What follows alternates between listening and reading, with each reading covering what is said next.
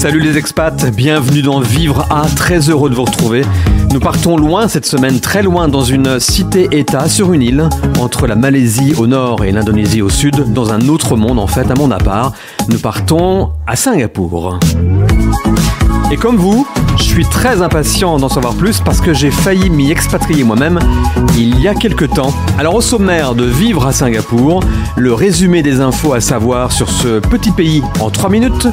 L'artiste du coin, ce sera Gentle Bones, il a presque 30 ans, il a fait un carton là-bas. On va aussi passer du temps avec la présidente de Accueil Singapour dans le cadre du partenariat de la radio des Français dans le monde avec la FIAF, ce fameux réseau international de 160 accueils présents dans 90 pays et dédié aux Français expatriés. Et puis, une guide pas tout à fait comme les autres va nous rejoindre et nous aider à mieux comprendre Singapour. Elle s'appelle Ariane Nabarro. Vous écoutez Vivre à Singapour sur la radio des Français dans le monde.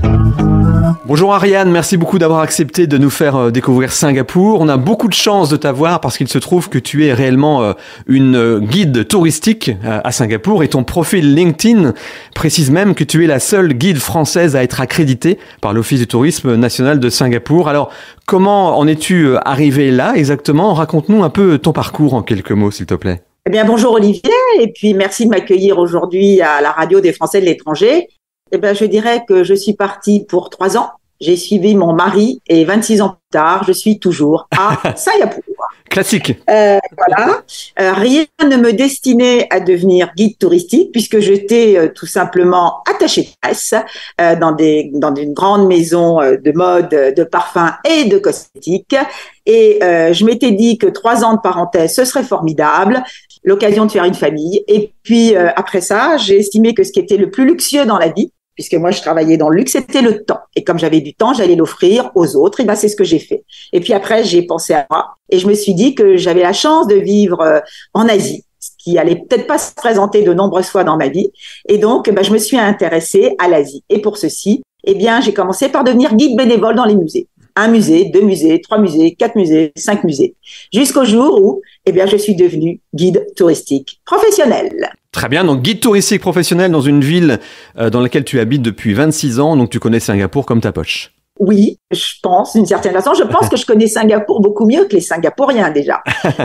Pour la simple et bonne raison, c'est que, eh bien, à chaque fois que je vois quelque chose, je m'interroge et je recherche. J'adore rechercher. Et donc, pourquoi ceci, pourquoi cela? Et donc, ça m'a permis d'avancer. Et puis, surtout, je me suis dit qu'avec mon œil de française, eh bien, je regardais la ville peut-être différemment et je notais des choses peut-être que les Singapouriens trouvaient tout à fait normales, mais moi qui m'interpellaient. Et donc, c'est ce que je fais dans mes tours, c'est que j'essaye d'interpeller mes visiteurs sur quelque chose que je trouve tout à fait extraordinaire, qui pourrait passer comme quelque chose de tout à fait normal parce que je suis française, parce que je suis née en France, j'ai grandi en France, j'ai été élevée en France, j'ai étudié en France et en fait, je suis arrivée un peu plus tard en Asie. Ok, très bien. Donc, on attend de commencer la visite de Singapour avec toi avec impatience. On te retrouve dans quelques minutes. À tout de suite.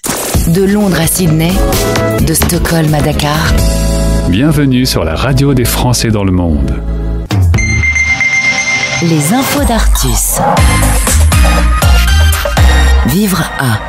Le tour de Singapour en 3 minutes, c'est maintenant avec Artus. Salut Artus. Salut Olivier. Après s'être attaqué à l'Europe avec Amsterdam, Vienne et Genève, à l'Amérique du Nord avec Montréal et New York, aujourd'hui on change de continent. Cap sur l'Asie et direction l'une des cités-états les plus connues de l'hémisphère sud, Singapour. À Singapour, cet archipel de 63 îles est depuis son indépendance en 1965 devenu un véritable Eldorado pour les expatriés du monde entier. Pays anglophone doté d'infrastructures de qualité, d'une biodiversité foisonnante et d'un cadre de vie unique en son genre, Singapour est la destination de rêve pour y tenter l'expatriation. En quête d'une vie luxueuse et d'un climat de type équatorial, près d'1 500 000 expatriés ont sauté le pas et se sont installés à Singapour. 1 500 000 expatriés, ça représente près de 30% de la population du pays, c'est énorme. Effectivement, et les Français dans tout ça ? Ah, les Français, c'est vrai. Combien sont-ils à Singapour ? Tu as une petite idée, Olivier ? Je dirais au moins 10 000 quand même. Ah, c'est bien joué, tu as vu juste. Selon les derniers chiffres de l'ambassade de France à Singapour, la communauté tricolore établie dans l'archipel est composé de près de 13 000 personnes, 20 000 en comptant tous les nombreux étudiants. À vrai dire, c'est plutôt pas mal. Bien que le pays ait perdu plus de 10% de ses expats français pendant la pandémie du Covid, Singapour reste le 3e pays d'Asie à accueillir le plus de Français, derrière la Chine et la Thaïlande. En effet, les nombreuses restrictions sanitaires ont poussé les étrangers à fuir, mais aujourd'hui, Singapour retrouve une attractivité grandissante et tente de faire revenir un grand nombre d'étrangers. Cette grande campagne de retour est synonyme de nouveaux visas, mais également de procédures administratives simplifiées. Ah, c'est très bien ça. Alors justement, Artus, quels sont les visas pour s'installer à Singapour ? Première chose à dire, les visas pour Singapour, il y en a énormément. J'en ai retenu quelques-uns que je vais vous présenter, mais sachez qu'en fonction de votre statut, il y a forcément un visa fait pour vous.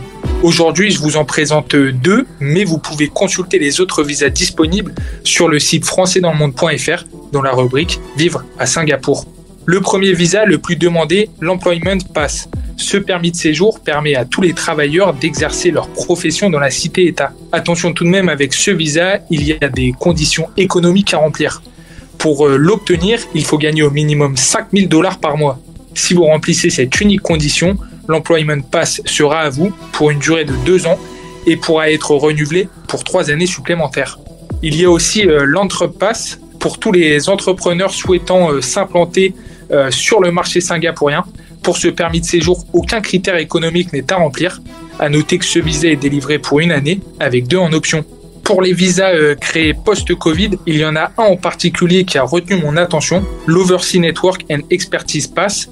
Ce visa d'une durée de 5 ans offre la possibilité aux conjoints d'expatriés de pouvoir travailler. Cette condition, c'est vrai, peut paraître assez étonnante, je vous l'avoue, mais dans la majorité des cas, peu de visas singapouriens offraient cette possibilité. Pour obtenir ce précieux sésame, il faut donc gagner près de $30 000 par mois ou travailler dans le secteur de la science, de l'art, de la culture ou encore de l'high-tech. Pas donné à tout le monde, dis donc. En effet, c'est assez élevé quand même comme salaire, hein.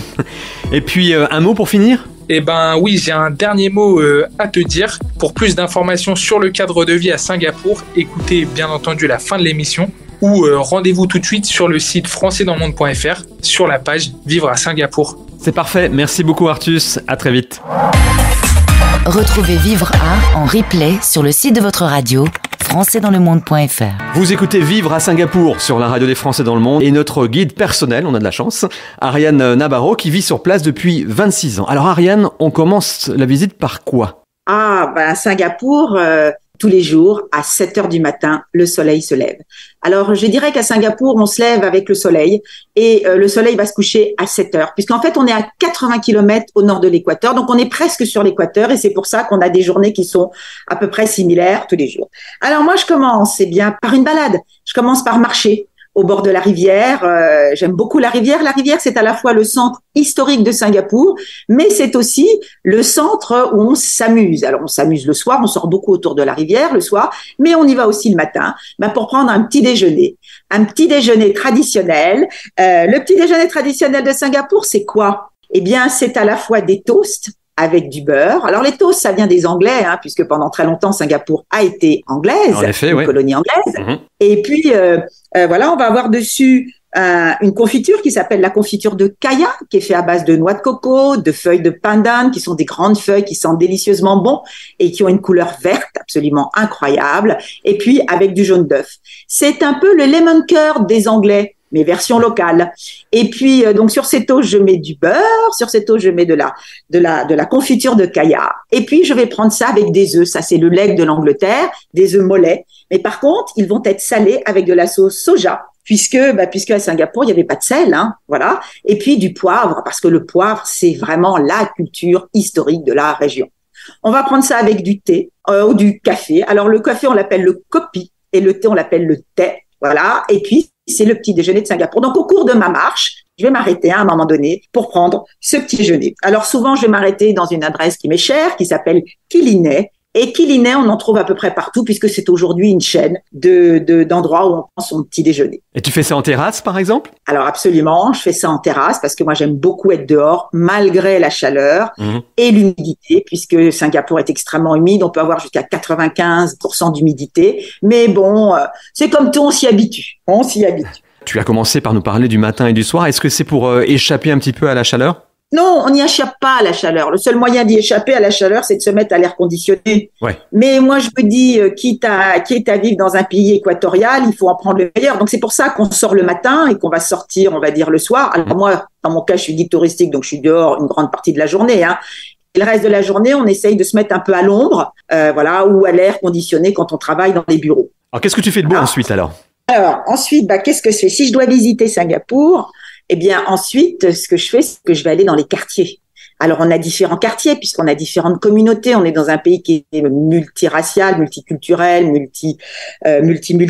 Et donc, soit je vais aller faire une balade à Chinatown, c'est-à-dire c'est la ville des Chinois. Soit je vais aller faire une balade à Little India, c'est-à-dire c'est la ville des Indiens. Soit je vais aller faire une balade à Kampong Glam. Kampong, c'est le mot pour dire village, et Glam, c'est un art qu'il y avait à profusion dans ce quartier. Et ça, c'est le quartier malais, c'est le quartier musulman de la ville, et c'est un quartier qui est aussi extrêmement joyeux et extrêmement heureux. Alors, on va trouver différentes activités. Si je suis à Kampong Glam, j'irai visiter la grande mosquée du Sultan, qui est absolument magnifique. C'est une mosquée royale. Si je suis à Little India, eh bien, j'irai visiter le temple hindou avec sa multitude de dieux. Et puis, si je suis à Chinatown, j'irai visiter le temple Saint-Créti, c'est-à-dire qu'il va regrouper 3 religions qui sont respectivement le taoïsme, le confucianisme et qui sont le bouddhisme. Et puis, ça, je dirais que c'est des incontournables, si vous venez visiter Singapour, voilà. Et puis, à un moment donné, je vais aller dans le quartier colonial, là où on a tous les bâtiments qui sont, on va dire, blancs, parce que Singapour, elle était blanche. Je dis souvent, Singapour, c'est un peu comme Alger la blanche. Singapour colonial était toute blanche. Et puis, ce que je recommande de faire, eh bien, c'est de prendre des petits bateaux, les anciens petits sampang, qui étaient les bateaux pour transporter les marchandises. Aujourd'hui, c'est un peu les bateaux-mouches de Singapour. Donc, je vais recommander de prendre ces petits bateaux pour avoir une autre perspective de la ville, puisqu'on va regarder la ville de la rivière, et encore une fois, de la rivière Singapour. C'est toujours très différent comme point de vue. Alors, les rivières, oui. Les rivières dans toutes les villes font que, en fait, un bâtiment, on va le regarder d'en bas, au lieu de le regarder à niveau. Mais surtout parce qu'à Singapour, très, très souvent, on est sur des rooftops. On passe sa vie sur des toits. Parce qu'en fait, on a des bâtiments qui sont extrêmement hauts dans tout ce qui est le quartier des affaires. Et donc, on est comme un rien sur un 57e étage, à 51e étage, et on regarde très, très souvent la ville d'en haut. Singapour, il faut aussi la regarder le soir. Je dis souvent, Singapour est une ville qui vit encore plus le soir grâce à ses illuminations. Alors pour ça, je recommande d'aller sur un rooftop.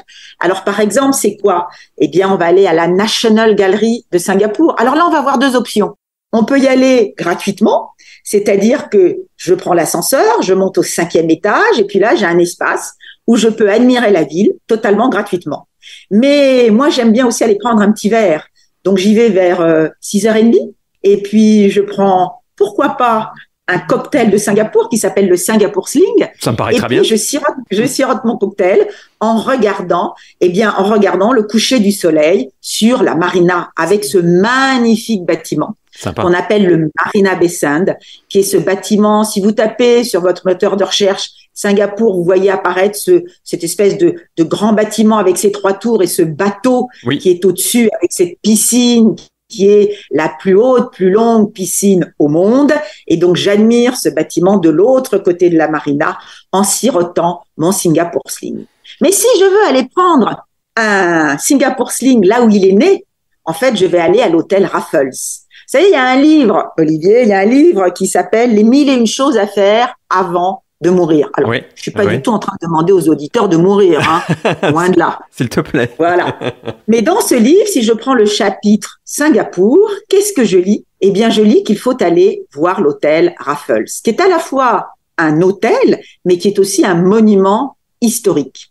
Alors moi, j'ai un petit truc à vous donner. Je vous recommande d'aller au Writers Bar. Pourquoi le Writers Bar? Eh bien, tout simplement parce que c'est le bar des écrivains et vous avez de très grands écrivains comme Joseph Conrad ou encore Somerset Maugham ou encore Joseph Kipling qui sont allés à l'hôtel Raffles et qui sont allés dans ce bar pour écrire leurs fameux livres. Et eh bien, en fait, le Singapore Sling, qui est en fait un cocktail à base de jus d'ananas, un jus d'ananas qui va venir L'ananas viendra de l'île de Sumatra, juste à côté, qui est en Indonésie, dans lequel on va rajouter un peu de gin, un peu de Cointreau, un peu de Grand Marnier, un peu de Sherry Brandy, une touche de bénédictine et une trace de grenadine pour pouvoir déguster ce fameux Singapore Sling. Alors, il a une histoire, ce cocktail. Figurez-vous qu'il y avait des petites dames qui venaient passer leur après-midi à l'hôtel Raffles. À l'époque, l'hôtel Raffles était au bord de la mer.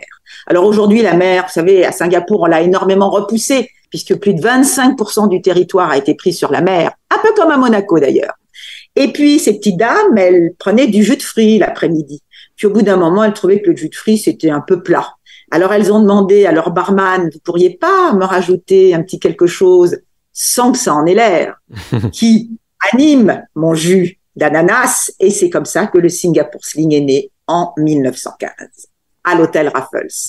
Si vous voulez aller au Writers Bar, alors c'est un tout petit bar, et à chaque fois que vous allez vouloir le retenir, on va vous dire fully booked.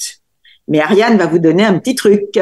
Eh bien, il suffit d'y aller à partir de 21h, et puis à partir de 21h, on n'a plus besoin de retenir. Et vous pouvez aller prendre votre cocktail, ni vu, ni connu. Ça m'intéresse, je le note. On sent que tu as la fibre de guide touristique et c'est très intéressant de t'écouter. Et ça fait combien de temps que tu es guide exactement? Alors, je suis guide accrédité par l'Organisme national du tourisme depuis 12 ans. Mais en fait, je suis guide bénévole depuis une vingtaine d'années. Et je continue toujours à être bénévole parce que je trouve toujours qu'on reçoit beaucoup plus quand on donne. Donc, je continue toujours mes activités de guide bénévole dans les musées. Je le fais toujours avec très grand plaisir, ce qui me permet de rencontrer des gens aussi de tout horizon. Parfait, c'est vraiment un endroit unique, Singapour, et c'est pas fini. Deuxième partie de la visite dans quelques minutes avec toi. On va aussi échanger avec Marjorie tout à l'heure, qui est la présidente d'Accueil Singapour, qui fait partie de la FIAF, la fameuse Fédération internationale des accueils français et francophones d'expatriés. Découvrez les accueils de la FIAF sur la radio des Français dans le monde. La radio des Français dans le monde. Le podcast. Venez avec moi, on va aller faire une petite marche dans les jardins ou dans la jungle. On va à Singapour avec notre invitée de Accueil Singapour. C'est la présidente qui est avec moi, Marjorie de Kertanguy. Marjorie, bonjour. Bonjour Gauthier, content ravi d'être là. Pareil, content de faire ta connaissance grâce à ce partenariat avec la FIAF. Je me promène dans le monde et je découvre des lieux formidables. Tu vas m'en parler, mais avant on va parler de ton parcours si tu veux bien. Tu es originaire de Lyon, tu as fait des études de pharmacie, tu es donc devenue pharmacienne avec une officine à Paris et tu as rencontré ton mari qui était pharmacien. Voilà, assez logique. Et tout se passe bien. Il y a 2 filles qui arrivent, 14 et 10 ans. Ton mari travaille dans une entreprise pharmaceutique, une grosse société qui lui propose de faire une petite expatriation. On va pas se mentir, c'était pas complètement ta target. Non, voilà, Gauthier, c'était pas complètement le rêve absolu pour moi quand il m'a annoncé ça. Moi j'étais très implantée dans ma vie parisienne avec mon métier que j'adorais, que j'adore toujours, ma ville que j'adorais et cette perspective d'expatriation et d'exotisme, moi personnellement, ne m'a pas enchantée. Globalement pour une raison, c'est que je savais que je n'avais plus pouvoir exercer mon métier étant en profession libérale. Et tu es devenu ce qu'on appelle un conjoint suiveur et tu as découvert toute l'amplitude de ce terme du coup. Ouais, le vrai conjoint suiveur qui doit se réinventer et trouver des ressources pour faire en sorte que cette expatriation se passe bien parce que mon mari et mes filles étaient complètement excités par l'aventure, donc j'ai été obligée d'être excitée par cette aventure. Voilà. Et finalement, c'est grâce en partie à Accueil Singapour que tu vas trouver cette aventure fabuleuse. Tu vas intégrer donc le réseau de la FIAF dès ton arrivée et puis tranquillement gravir les marches puisque te voilà présidente. Voilà, exactement. Effectivement, je suis arrivée. Alors, nous sommes arrivés juste avant le Covid, je précise, en novembre 2019, et en janvier 2020, je me suis tournée vers l'association pour ce formidable réseau, et j'ai été accueillie magnifiquement, évidemment, par tous ces bénévoles, et je suis rentrée au pôle sponsor, voilà, pour essayer de faire rentrer un petit peu de sous. Et donc c'était formidable, sauf que la pandémie est arrivée en mars. Voilà. En mars, tout va changer puisque ça va être une période très difficile, en Asie particulièrement. Et c'est vrai, quand on préparait cette interview, on a oublié certains trucs, que quand on rentrait dans le pays, il fallait être coincé 15 jours dans un hôtel et tout ça. Ça a été une période qui a été un petit peu difficile. Ouais, un peu. Oui, si, mais je pense que on en parlait tous les deux, on est assez résilients et on oublie un peu, comme un accouchement presque, tu vois. Et oui, on a été en Asie du Sud-Est et à Singapour en particulier contraints à des restrictions à l'intérieur du pays, à 5 à 2 et de voyage. Donc pendant 2 ans, oui, ça a été plus compliqué. Mais on a su, dans la communauté française et à Accueil Singapour, être combatif et ne pas se laisser abattre. Mais oui, c'était pas l'expatriation rêvée où on voyageait dans la zone magnifiquement tous les week-ends, quoi. C'est sûr que ça a changé, ça. Et justement, là où Accueil Singapour s'occupe d'animer le réseau, de mettre en relation les gens, vous avez une fonction d'aide et d'accompagnement de ceux qui ont traversé les trucs un peu les plus difficiles. Vous êtes adapté à la situation. Oui, c'est vrai que pendant cette période, il fallait nous qu'on se réinvente à Accueil Singapour, étant donné que on ne pouvait plus organiser des grands événements, même des cafés, des visites, tout ça. En revanche, on fait des Zooms comme beaucoup et on avait mis en place des aides pour effectivement les expatriés qui arrivaient à Singapour et qui étaient bloqués dans leur hôtel. On leur apportait une écoute téléphonique, on leur apportait des petits tote bags et on essayait d'apporter un peu de réconfort, ouais. On essayait de les aider. Septembre 2022, ça y est, on est tranquille, la pandémie est derrière nous. On va donc s'intéresser à la vie à Singapour. 13 000 Français qui y sont installés. Oui. Ça fait une belle petite communauté. C'est une grosse, oui, je pense que c'est une grosse communauté en Asie du Sud-Est. C'est un tout petit pays, mais c'est une grosse communauté parce que Singapour attire par son dynamisme économique, son système de soins, de santé, d'école, voilà. Donc les boîtes sont assez friandes et viennent s'installer beaucoup à Singapour. Donc 13 000 Français, ouais. Le lycée français est très gros. Alors justement, autour du lycée français, c'est plutôt là que se trouve le quartier français, même si ça a tendance à un petit peu évoluer avec l'augmentation des loyers. Exactement. Au départ, historiquement, effectivement, les Français étaient comme dans beaucoup de pays expatriés autour du lycée français, mais là les prix ont flambé depuis 1 an et autour du lycée français ça flambe aussi, donc voilà, les nouveaux arrivés maintenant se dispatchent les maisons, les appartements dans la ville entière, quoi. Je vais te donner 2 expressions qu'on utilise couramment pour Singapour, tu vas me dire si c'est vrai ou pas. Un véritable hub pour l'Asie ? Oui, ça c'est vrai. C'est un hub pour les voyages, un hub pour le monde des affaires. Il y a beaucoup de colloques, de choses comme ça qui viennent. Un hub, est-ce que ça s'appelait un hub multiculturel aussi. Singapour, c'est vraiment une diversité culturelle aussi. Et une autre expression, on dit que c'est la Suisse de l'Asie. Ouais, ça aussi c'est vrai, parce que c'est très très très très très sécure. Je ne ferme jamais ma maison, moi par exemple, jamais. Je ne ferme pas ma maison à clé. Ah ouais. Donc quand on arrive de Paris, on se dit oula. Ah oui, tu vois. Je c'est un truc de fou. Ouais. On ne ferme pas notre maison. Vous pouvez laisser votre portable dans un resto, partir et revenir, il sera toujours là. Et ils sont très très civilisés, très polis, les Singapouriens sont très civiques. Voilà, donc c'est un peu la Suisse de l'Asie, ouais. Et puis économiquement, je pense aussi. Alors, dynamisme économique important, même si là, l'inflation s'est invitée autour de la table. Alors beaucoup. Donc les expatriés en pâtissent forcément. Donc au niveau des loyers, et puis le niveau de vie, le panier moyen au supermarché a augmenté.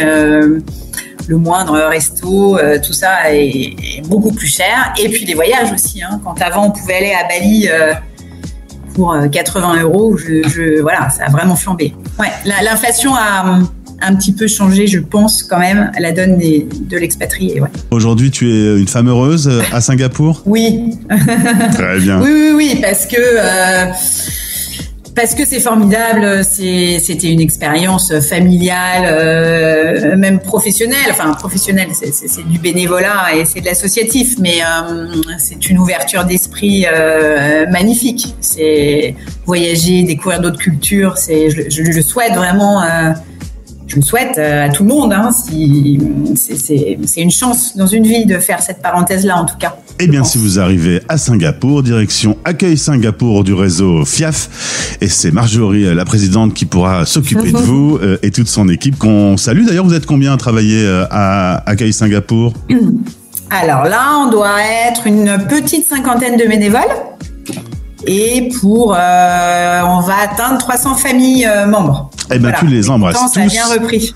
Et qu'ils écoutent tous la radio des Français dans le monde et ton interview. Marjorie, merci beaucoup pour ta disponibilité.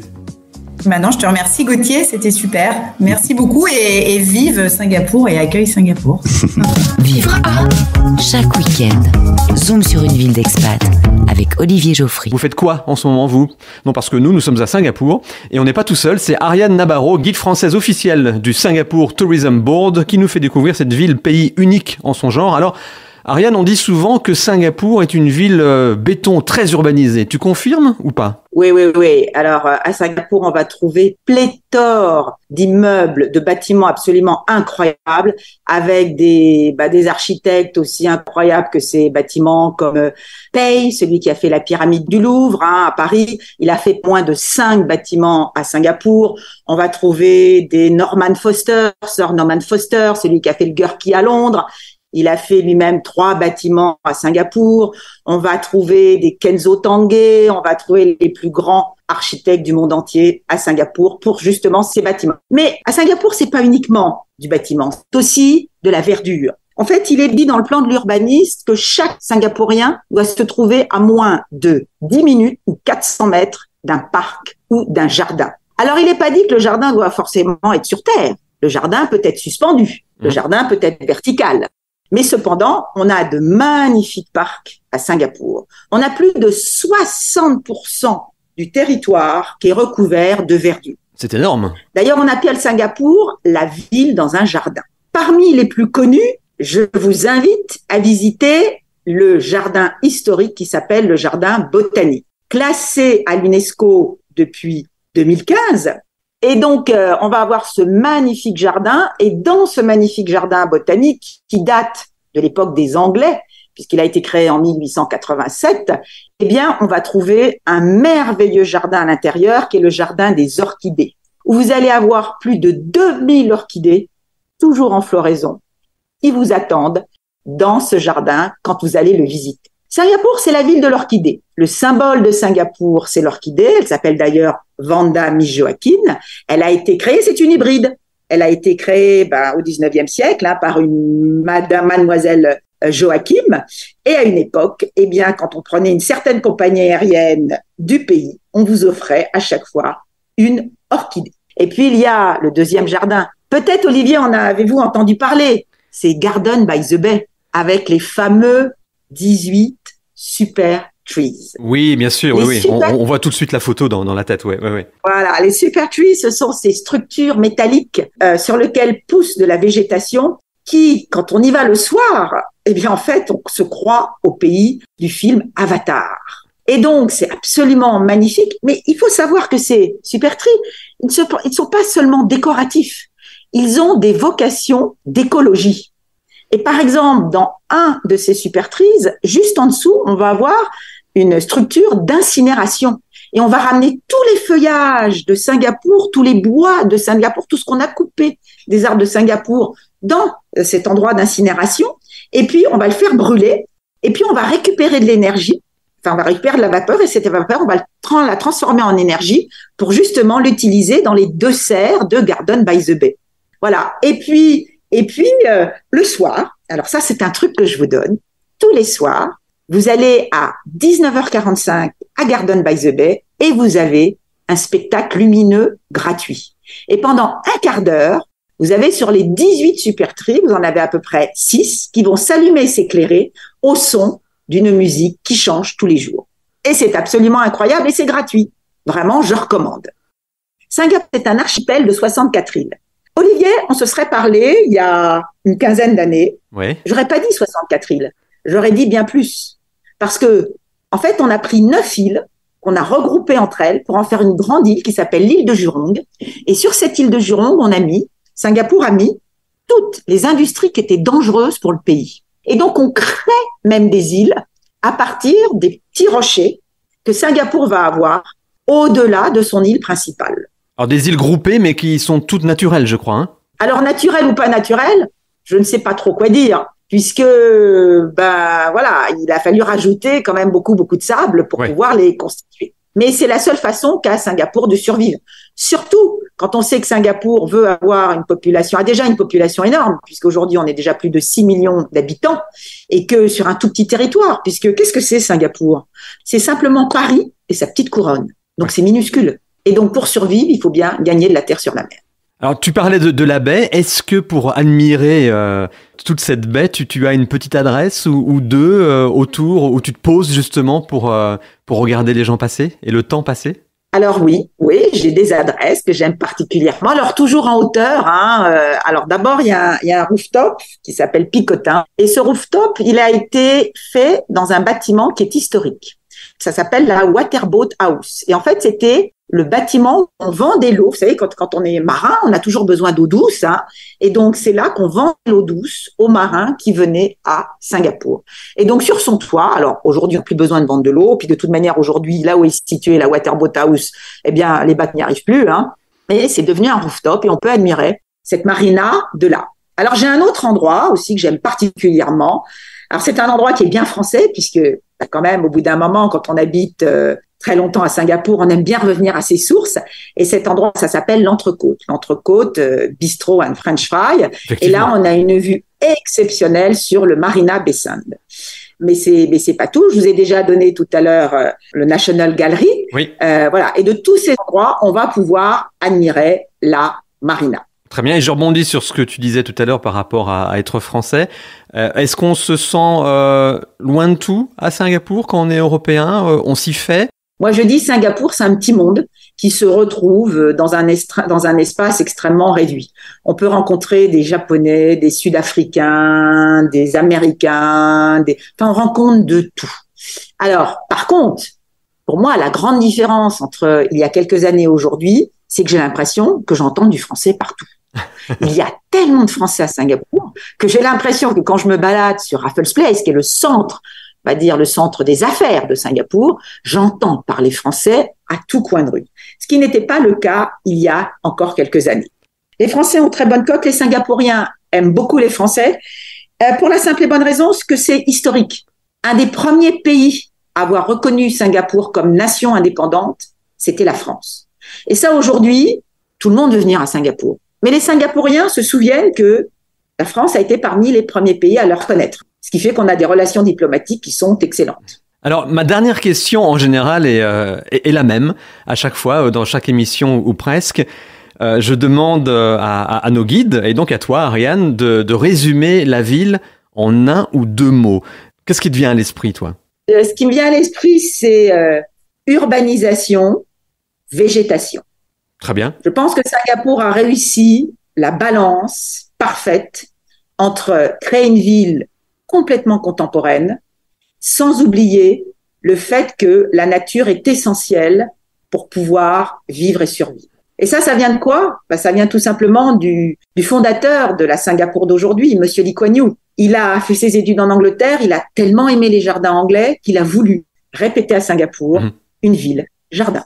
C'est une belle conclusion. Merci beaucoup, en tout cas, Ariane, pour cette visite très détaillée de Singapour. Moi, je trouve que c'est une partie du monde quand même qui est vraiment à part. C'est pas facile de se projeter dans ce type de destination comme ça en écoutant quelque chose à la radio. Nos repères habituels fonctionnent pas vraiment. Et pourtant, je trouve que t'as vachement bien réussi à nous transmettre ce que Singapour est vraiment. Et ça donne envie. Bonne continuation, en tout cas, à toi là-bas. Et puis, à bientôt. Merci beaucoup. Merci Olivier et n'hésitez pas à venir à Singapour, c'est une ville très intéressante, pourquoi pas en chemin sur Bali, en chemin sur la Nouvelle-Zélande, en chemin sur l'Australie, un petit stopover, 3-4 jours, c'est déjà formidable. Surprise, le petit plus qui va bien parce qu'on a du mal à quitter Singapour, du coup on y retourne avec Ariane toujours pour parler d'un aspect qui fait clairement partie de la culture locale, la fameuse street food. Oui absolument Olivier, on ne peut pas passer à Singapour sans déguster un plat dans la rue. Alors, aucun risque, parce que vous n'allez pas être malade, tout est sain, mais simplement la nourriture des rues est historique. La nourriture des rues est sociale. Que vous soyez CEO de la plus grande banque de Singapour ou que vous soyez le balayeur dans la même banque, tout le monde va déjeuner ou dîner dehors. À tel point que quand on visite les appartements des Singapouriens, la cuisine est minuscule. Parce qu'en fait, on prend son petit déjeuner, on prend son dîner dehors. C'est tellement important que, figurez-vous, la nourriture des rues a été classée depuis l'année dernière au patrimoine immatériel de l'UNESCO. Qu'est-ce qu'on va déguster? Eh bien, on va déguster ces délicieux satés. Ces satés qui sont ces petites brochettes de poulet, de bœuf ou pourquoi pas d'agneau qu'on va manger avec une petite sauce à la cacahuète, un peu relevée, et puis avec un riz qui est complètement compacté. Ça, c'est le saté. Et il y a même une rue, là, le Saté Street. C'est-à-dire que le soir, cette rue, elle est fermée, elle se trouve dans le quartier des affaires et vous pouvez déguster dans la rue ces petites brochettes. Deuxième chose que vous allez déguster, c'est le Hainanese Chicken Rice. Vous connaissez la poule au pot? Eh bien, la version de l'Asie du Sud-Est, c'est ce poulet qui va être cuit dans son jus et qu'on va servir avec un riz qui est aussi cuit dans le même jus avec de la sauce piment, de la sauce gingembre. C'est une tuerie. Et puis, qu'est-ce qu'on prend d'autre? Eh bien, mes plats favoris. On appelle ça le laksa. C'est une soupe à base de fumée de poisson dans lequel on va avoir des nouilles et puis on va avoir quelques crustacés, un peu comme des coques. Et puis on va avoir des crevettes. Et puis elle est cuite, cette soupe. Elle est cuite avec du lait de coco, du piment. Oh, c'est absolument délicieux. C'est ton plat street food préféré? C'est une de mes street food préférées. Et puis je termine par quelque chose qui s'appelle le bakouté. C'est un peu la bouillabaisse à Marseille quand elle était le plat du pauvre. C'est-à-dire que les coulis étaient tellement pauvres qu'ils prenaient des os, en fait des os de porc qu'ils faisaient cuire dans de l'eau, dans lequel ils rajoutaient des feuilles de thé. On mettait beaucoup d'ail, beaucoup de poivre. Normal, dans la région, on a énormément de poivre. Hein. Et puis, on faisait cuire ceci pendant des heures et des heures et des heures et on dégustait le bouillon. Alors aujourd'hui, vous n'avez pas que du bouillon. Vous avez la côte avec de la viande. Et ça aussi, c'est une merveille. On aurait presque les odeurs qui nous reviennent là. Ah, les odeurs de l'Asie. Oui, exactement. Merci beaucoup pour ce petit plus, Ariane, et bon appétit tout le monde. Hein. Bon appétit. Vous écoutez Vivre à Singapour sur la radio des Français dans le monde. Voilà, une petite heure d'arrêt à Singapour, c'est ce qu'on vient de faire sur la radio des Français dans le monde dans Vivre à Singapour. Clairement, une heure, ça ne suffit pas pour bien connaître la ville, mais je pense qu'on a tous une bien meilleure idée de ce qu'est cette ville-pays désormais. Cette ville avec de nombreuses attractions touristiques, son histoire, son architecture, sa culture, sa street food à l'instant, les fondamentaux sont posés. À vous d'en faire ce que vous voulez maintenant, mais il est clair que Singapour est unique, singulière et très attirante à plein de niveaux. Et que ce soit pour 2 ans, 5 ans, voire même 26 ans comme notre guide Ariane, l'expérience vaut le coup. Alors bon voyage, bonne expatriation là-bas si ça fait partie de vos projets et à bientôt ailleurs sur la radio des Français dans le monde. Vous vivez dans une ville que vous aimez? Témoignez dans cette émission. Contactez-nous via la page Contact sur le site françaisdanslemonde.fr.